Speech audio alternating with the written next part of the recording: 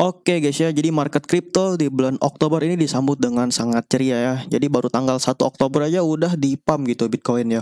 Sebesar 9% ya, ini sangat luar biasa gitu ya. Baru tanggal 1 udah disambut gitu ya dengan pump besar seperti ini. Ya, walaupun dari altcoin juga masih lusu-lusu ya. Rata-rata kenaikannya 5 sampai 10% gitu ya.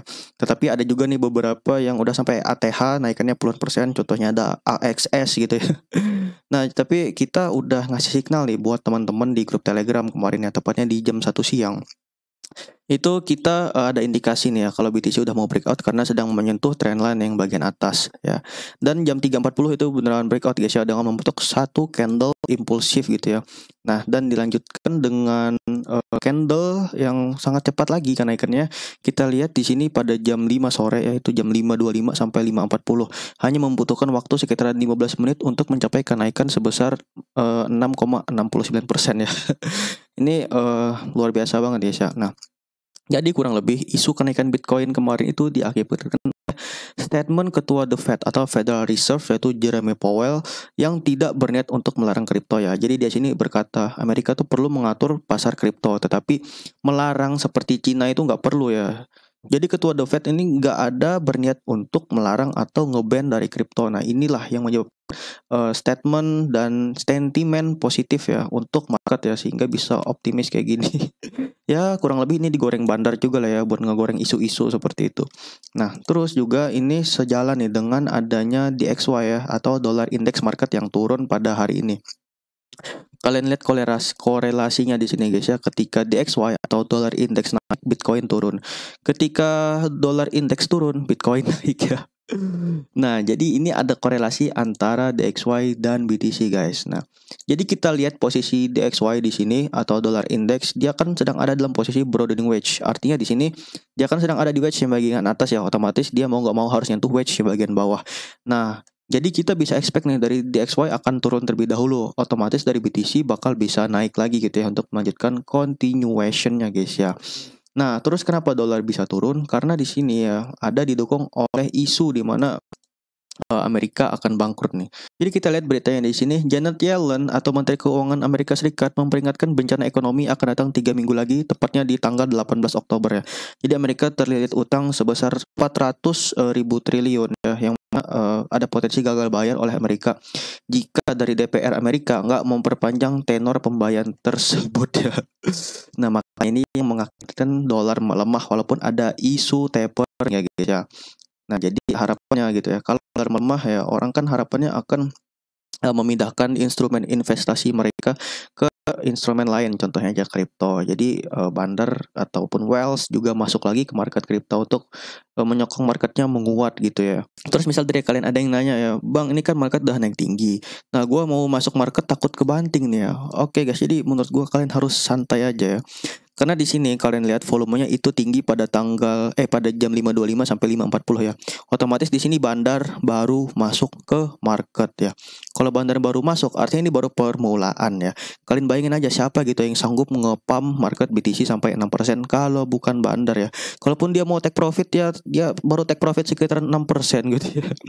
6% bagi bandar emang gede sih, tapi terkadang gitu ya kita sering melihat bahwa BTC itu nggak puas gitu kalau naiknya cuma 6% ya. Contohnya aja nih kita akan naik ke time frame weekly ya. Nah ini guys, seperti yang gue lingkarin di akhir bulan Juli kemarin ya, di situ terjadi bullish engulfing. Nah jadi kenaikan itu langsung berlanjut sampai 4 minggu ya. Jadi kita bisa expect nih dari BTC bakal nyentuh target terdekat aja dulu ya. Kita gak usah expect bakal naik sebulanan penuh ya. Jadi target terdekat kita ini ada di 51.700 ya. Yang mana ini akan bisa dicapai kurang lebih 1 hari, 1 minggu sampai 10 hari lagi ya. Jadi kita akan wait and see dulu untuk pergerakan BTC.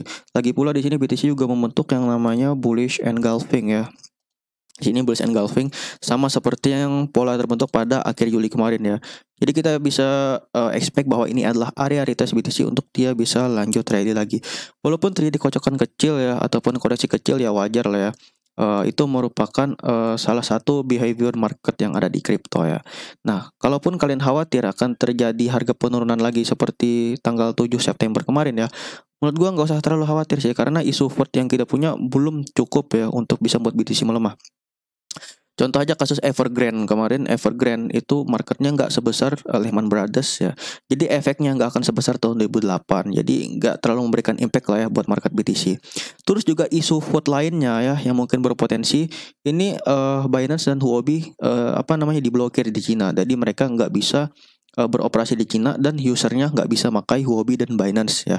Jadi di sini isu ini juga nggak terlalu berpengaruh ya karena bisa kita lihat market itu lumayan menguat pada tanggal 27 September gitu ya.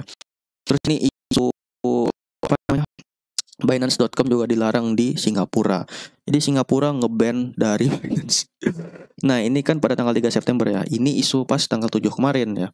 Dan belum ada isu vote lain yang bisa menguat, yang bisa melemahkan BTC ya. Kecuali nanti ada isu lain ya yang baru gitu ya, yang lebih fresh ya. Itu mungkin bisa menyebabkan pelemahan Bitcoin ya. Kalau isu tersebut memang luar biasa kuat. Ya, karena di sini market gue lihat udah mulai bosan dengan isu vote Cina. Tiap tahun itu isu vote Cina pasti selalu ada gitu ya. Jadi mereka udah kuat gitu, nggak ada efek-efek, apalagi nggak ada efek takut lagi. Ya. Oke guys ya, jadi mungkin itu dulu analisa yang bisa kita berikan untuk pergerakan BTC. Untuk signal koin lain nanti kita bikinin videonya lagi ya, untuk koin mana yang bagus gitu ya, dan update pergerakan koin-koin lainnya.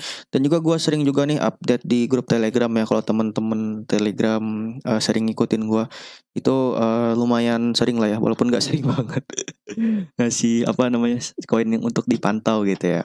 Nah, di sini contoh kemarin kita ada ngelihat di market GRT ke target paling dekat 11K.